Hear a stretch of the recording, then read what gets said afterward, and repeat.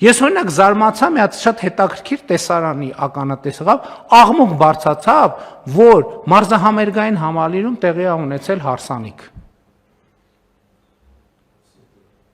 Հասկանում եք, այն որ տարիներով մարզահամերգային համալիրը քանդվում էր բառից բումն իմաստով, քանդվում, քայքայվում էր, եւ մենք այսքան միլիարդներ ենք դնում, հələ չենք կարող կանգնացնենք քայքայման process-ը։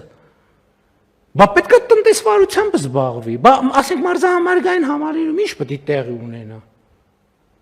Ինչ պետք է տեղի ունենա, համերգ տեղի ունենա, այն որ ընդհակառակը պետք է քաջալերել, որ այսօր Հայաստանից ու դրա մասին ոչ մեկ չի խոսում։ Հարյուրավոր ընտանիքներ գնում են Դուբայում հարսանիք են անում, հետ են գալիս։ Իսկ որ ստեղ կարա